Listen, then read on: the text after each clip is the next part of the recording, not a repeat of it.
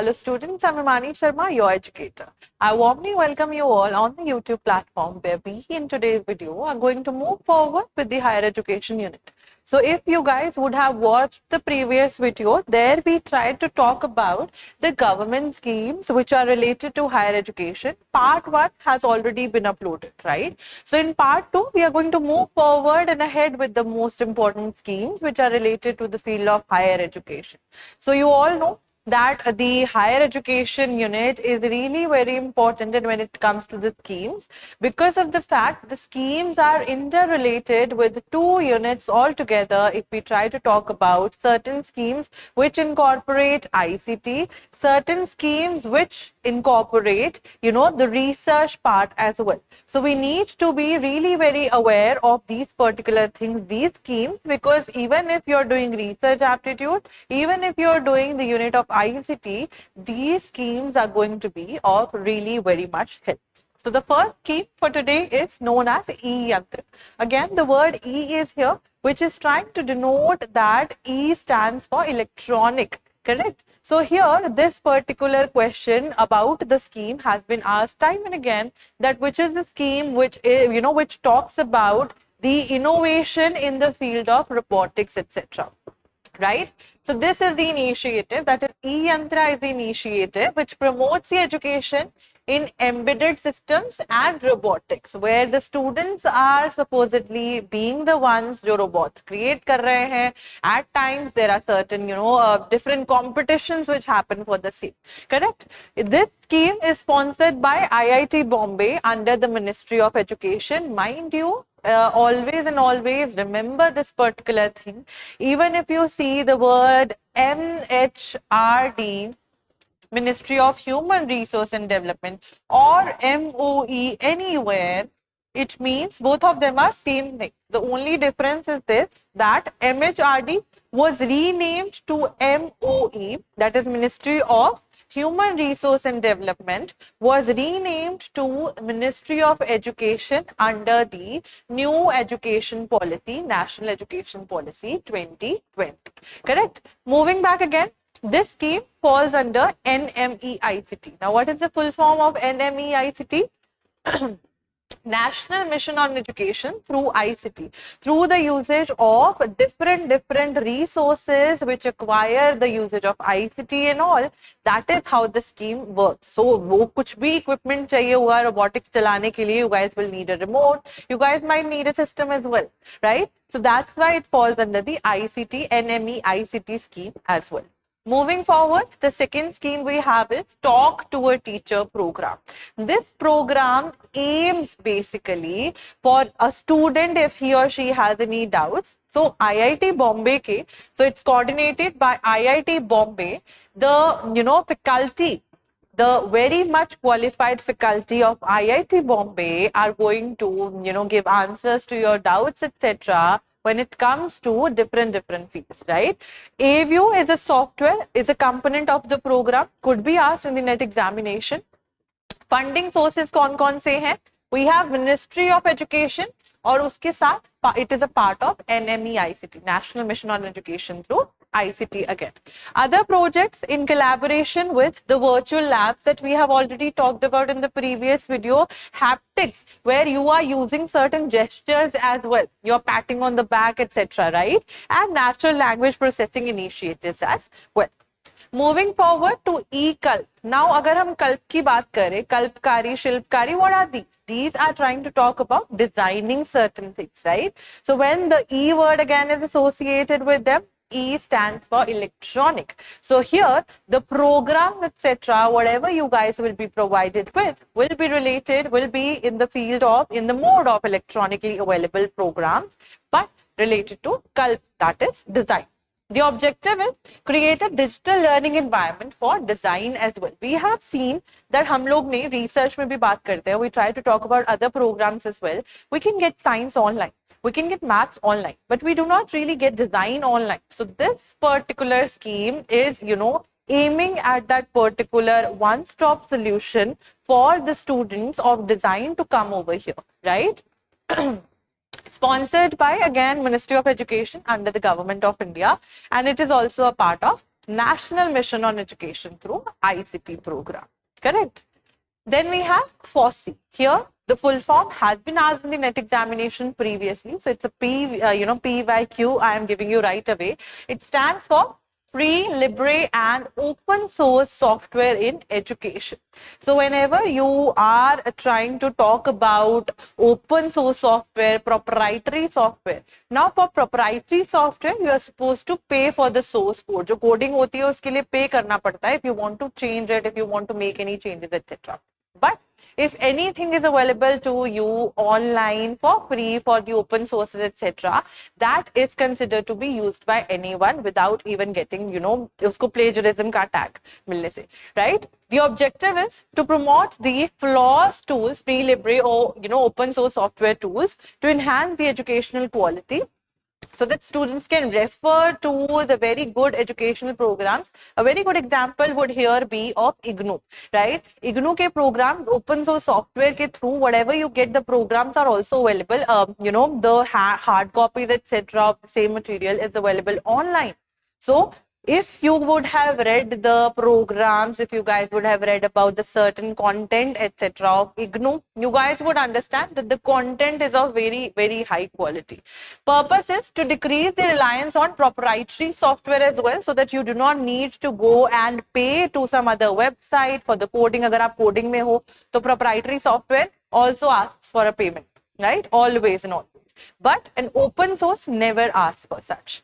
Part of NME ICT again, education enhancement, because it supports the national mission on education through ICT. So wherever students are sitting in different parts of India, through the FOSSEE tools, through the FLOSS tools and the FOSSEE scheme, you guys will be getting access to education free, of course, because the programs, etc. are the things that are provided here, the source codes, etc. which are provided here, they are open source, so you will not have to pay for them. Correct? Then we have VIDWAN. The name again is trying to suggest us VIDWAN hona means expert hona, right? So on the particular portal of VIDWAN, which is a scheme launched, right? And here you will see what's the purpose of this portal. The purpose of this portal is to give you a one-stop solution, one-stop for, the different experts in different fields, who would have written their research papers, who would have presented their papers worldwide, internationally, nationally, so on and so forth. So, yahan pe, it's a database of scientists, researchers in India. So you can go to the particular website of VIDWAN, the portal of VIDWAN, and there you will find different experts in different fields, the scientists, etc. Right?